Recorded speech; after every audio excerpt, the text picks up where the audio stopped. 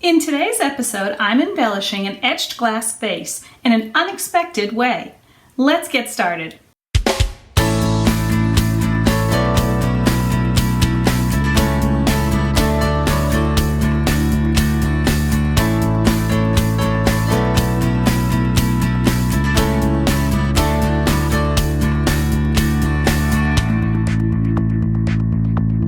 To make this vase, I'm using this glass jar I got at the local Goodwill, which is one of my favorite places to get glass to etch. I'm not going to use the lid as I'm just making a vase. I love the oval shape as it gives me a nice flat surface for stamping. I'm going to first etch it with Etched cream to give it a great frosted effect. Use a squeegee to apply the Etched cream to the entire outer surface of the vase. Make sure you use a good thick coat for the best results.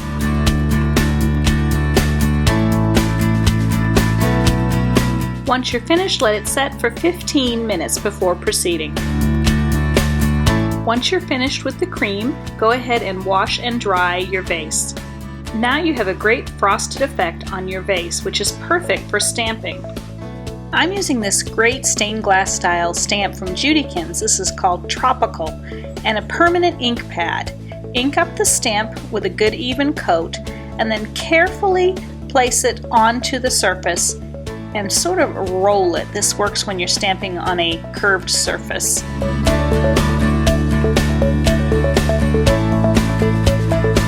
Give that ink a few minutes to dry thoroughly before you go to the next step. I'm using Activa's Scenic Sand to create the dimensional look on this stamped image, and I started with some clear drying tacky glue.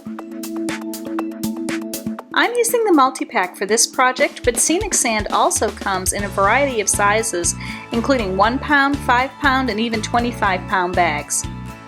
Next, we need to create the leading or the outline of our stained glass style image. To do that, I'm using the black Scenic Sand. To create the outline around those stamped images, I'm using a toothpick. I found this the easiest way to get those fine detailed lines coated with the tacky glue. Go ahead and coat each line with the glue. Once all of those lines are covered with the tacky glue, I applied the black Scenic Sand and let it sit for a bit to dry into the glue. Just go ahead and let the excess Scenic Sand fall off, and it's time to move on to the next color. Now it's time to do the leaves. Again, I did find it was easiest to use the toothpick for me, but you could use a small paintbrush if you found it easier. Fill in each area of the leaf that you're going to add the green Scenic Sand to. Once they're all filled with glue, go ahead and apply the green sand. Repeat the procedure in each section with the chosen color of sand, and then let the entire piece dry overnight.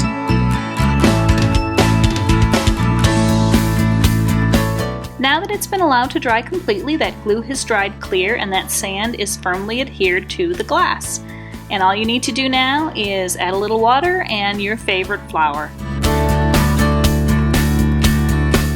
We hope you enjoyed our Flower Festival series sponsored by Activa, Etched, and Judykins. Remember to follow us on social media and go to our website to sign up for a chance to win a box full of crafting goodies. And don't forget, when creativity knocks, open the door.